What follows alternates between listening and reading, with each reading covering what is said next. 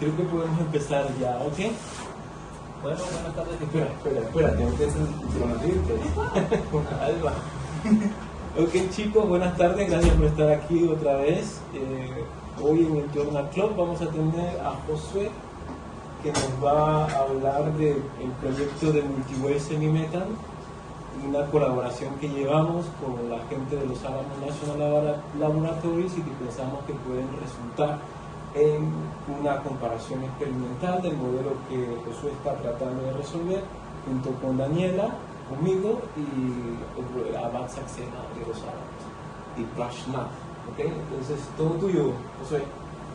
Bueno, en cuanto a lo que estamos estudiando son las características topológicas de los semimetales de Multiwave a partir de la generación de armónicos de alto orden. Comenzando por el outline o de qué tratará esta presentación, primero iniciaré explicándoles sobre la motivación de esta investigación. Luego explicaré un poco sobre la introducción a los semimetales de Multiwave, el origen, algunas propiedades, las simetrías que podrían presentar o que son importantes para estos materiales y los modelos de type binding los modelos de type binding que estamos estudiando actualmente. Luego presentaré la pregunta de investigación, que es sobre la generación de armónicos de alto orden para los Multiwave Semi-Metal y cómo podemos extraer información topológica de estos materiales. Luego mostraré los resultados preliminares, haré un outlook o qué es lo que pienso realizar o pensamos realizar a futuro y algunas conclusiones.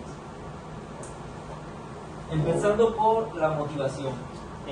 Primero que nada, los semimetales de Multiwave tienen implicaciones fundamentales en la física de la materia condensada. Lo que buscamos en esta área es encontrar materiales o dispositivos electrónicos con los cuales podamos reducir, por ejemplo, disminuir la pérdida de energía, evitar que dispositivos electrónicos se sobrecalienten, entre otros aspectos. Esto lo podemos lograr con las propiedades exóticas que podrían presentar estos semimetales o el semimetal que estoy estudiando, el Multiwave, que puede presentar, más adelante explicaré, caras topológicas distintas a los wave semimetal de los cuales escucharon la semana pasada y otros estados exóticos. Y algunas aplicaciones que podríamos implementar estos multiwaves podrían ser en dispositivos fotónicos, termoeléctricos y valletrónicos. Aquí podría presentar un ejemplo de un transistor valletrónico. Esto actualmente no existe como tal, o no he encontrado en la literatura un transistor valletrónico que utilice un semimetal de Multiwave como tal.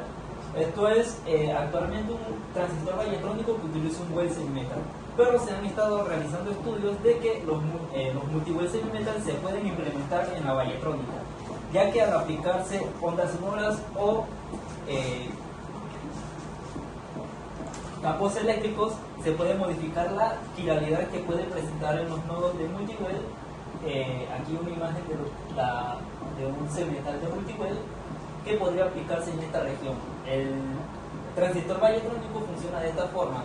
Tenemos el semimetal en esta región, tenemos unas placas sobre las cuales aplicamos una corriente. Esta corriente modifica la población de electrones con diferente quiralidad. Es una propiedad que explicaré más adelante que puede haber en los nodos, y esta propiedad se puede utilizar para tener una mejor conducción en los transistores. Ahora, y la flechita que indicaba, la flechita que iba en la dirección horizontal. ¿Cuál? Más ahí está. Sí. Yo entiendo que la corriente va de los puertos 1 al 2. ¿Es sí. así? Por el dibujo, ¿no? Y esa flechita allí, ¿qué significa? Es el cambio de población de la densidad de electrones en los nodos. Muy bien. Eso sienta. Ahora, iniciaré hablando un poco sobre los semimetales de Wave, aunque ya lo habrán escuchado la semana pasada, pero es necesario para entender sobre los multisemimetales de Wave. Inicialmente, los semimetales de Wave son materiales cuyas cuasipartículas de baja energía son conocidos como los fermiones de Wave. Partimos de la ecuación de Dirac que describen fermiones de spin un medio con masa relativista. Aquí tenemos la ecuación para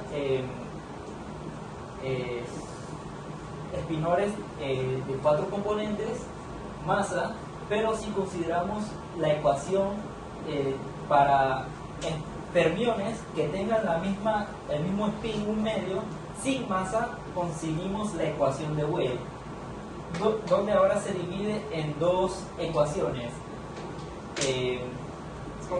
donde cada espinor para cada ecuación tiene dos componentes, los cuales están determinados por una propiedad o signo, el cual llamaremos más adelante quiralidad. Aquí tenemos el término H, que describe el acoplamiento del momentum con el spin de la partícula, y el signo nos indica si el acoplamiento puede ser paralelo o antiparalelo, lo que nos indicaría si una partícula rota a derecha o tiene quiralidad positiva, o si una partícula rota a izquierda o tiene quiralidad negativa. Además, aquí podemos ver esta parte de la ecuación presenta una dispersión lineal, por lo que al ver la dispersión lineal en el espacio de momentum de los semimetales de Weyl, veremos conos que no presentan una curvatura como tal, sino que presentan esta distribución lineal. Ahora, hablaremos un poco sobre la estructura de bandas para los semimetales topológicos. Los semimetales topológicos exhiben en el espacio de momentos puntos discretos donde las bandas se tocan, a diferencia de los aislantes topológicos o aislantes normales, donde las bandas, por ejemplo, de conducción y de valencia sí, no se tocan, sino que hay un gap. No se tocan en el bulk. En el bulk. Pero, al menos en el caso de los aislantes topológicos, en la superficie sí hay estados conductores o estados de superficie.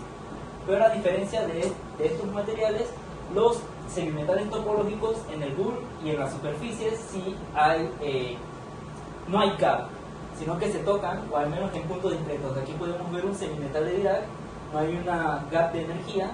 Los Weyl semimetals, que tienen una dispersión lineal, como mencioné anteriormente, no tienen un gap de energía, y aquí, a diferencia del semimetal de Dirac, se presentan dos conos debido a como mencioné anteriormente, al no haber una masa, la ecuación de Dirac se divide en dos ecuaciones de Weyl, que cada cono representaría una ecuación con la quiralidad que proporciona el signo.